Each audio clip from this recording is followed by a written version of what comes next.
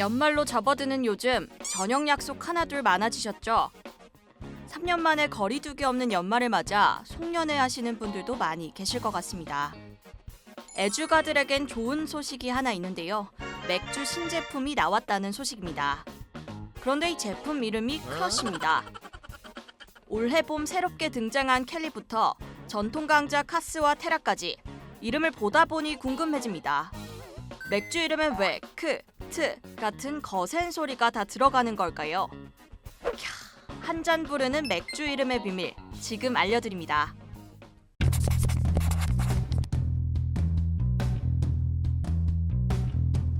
맥주 이름을 정하는 건 생각보다 더 중요합니다. 맥주라는 카테고리 특성상 비보조 인지도가 중요하기 때문입니다. 주점에서 술을 주문하는 상황을 상상해 보겠습니다. 이모, 여기 켈리 한 병이요. 맥주 2병 주세요. 보통 이렇게들 주문하시죠? 제품 가짓수가 그리 많지 않다 보니 보통 자신이 원하는 브랜드를 언급하거나 그냥 맥주를 달라고 얘기를 하는데요. 주류 냉장고를 보면서 주문하시는 분들은 많이 없으실 겁니다. 과자나 라면처럼 마트에서 상품을 직접 보고 고르는 게 아니라 직접 머릿속에서 상품을 떠올려야 하는 거죠. 이게 바로 비보조 인지도입니다. 제품을 보지 않고도 떠올릴 수 있게 만들어야 하기 때문에 그 이름이 더욱 중요하다는 것이고요. 그건 그렇고 맥주 이름 첫머리엔 왜다 키읔, 티읕, 피읕 이런 자음이 들어가는 걸까요? 우선 파열음부터 설명해 보겠습니다. 파열음은 허파에서 나오는 공기를 일단 막았다가 그 막은 자리를 터뜨리면서 내는 소리, 쉽게 말해 터짐 소리라고 하는데요. 그 중에서도 맥주는 거센 소리인 키읔, 티읕, 피읕을 주로 활용합니다. 아무래도 좀 시끄러운 식당 같은 데서 이제 주문을 하려다 보면은 파열음이 아무래도 좀 전달이 좀 쉽지 않나라는 생각도 들고요. 주류 제품 자체가 뭐 이제 리테일 채널에서 이제 골라서 이제 가는 채널도 물론 크지만 아무래도 그 식당이나 주점 같이 주문을 해야 되는 채널의 양도 상당하기 때문에 조금 기억하기 용이하고 부르기 쉬운 단어로 네이밍을 명명하는 것 같습니다. 이런 거센 소리를 사용하면 주문을 할 때 더욱 전달이 쉽다는 건데요. 일각에선 거센 소리가 인식률이 높다고 알려져 있기도 합니다. 인공지능 비서의 이름에 대체로 인식률이 높은 알파벳 X를 비롯해 거센 소리 티읕, 키읔이 들어가는 것도 비슷한 맥락인데요.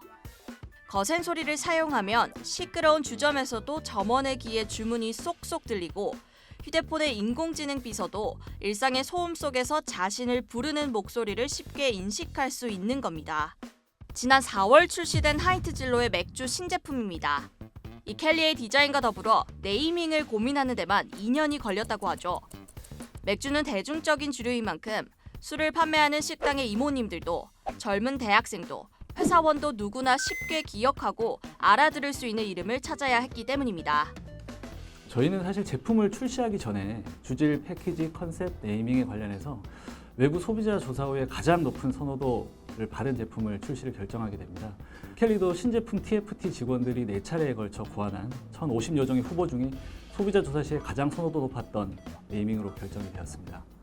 이름 후보만 1,000개가 넘었다고 하니 그 중요성이 체감되시죠?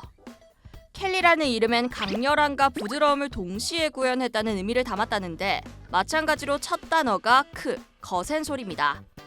이 회사는 맥주를 소비하는 이유에서 장명의 실마리를 찾는다고 설명하는데요. 우리는 맥주를 마시며 갈증과 일상에서의 스트레스를 해소하곤 하죠.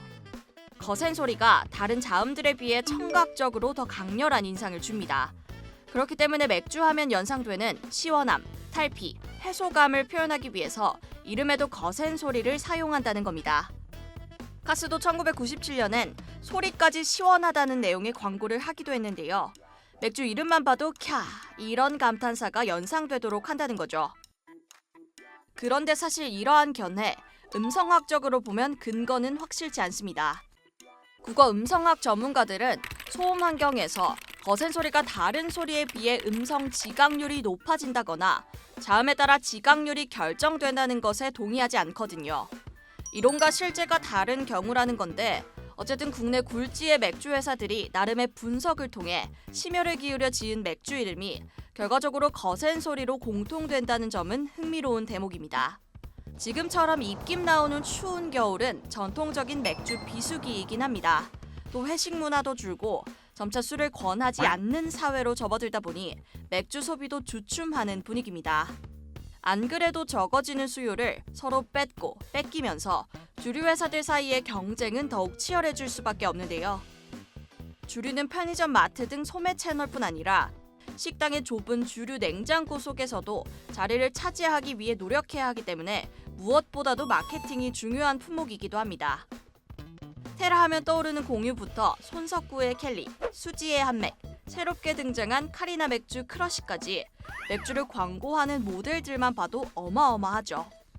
편의점에서 매주 쏟아져 나오는 새로운 수제 맥주들과 늘어나는 수입 맥주들 사이에서 우리나라 주류 업체들도 치열한 점유율 싸움을 벌이고 있습니다.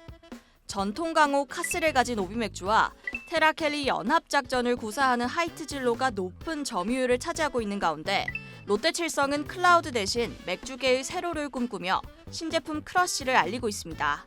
롯데의 클라우드는 4글자로 비교적 글자 수가 많고 부르기가 어려워서 시장 안착에 실패했다는 우픈 이야기도 나오는데요.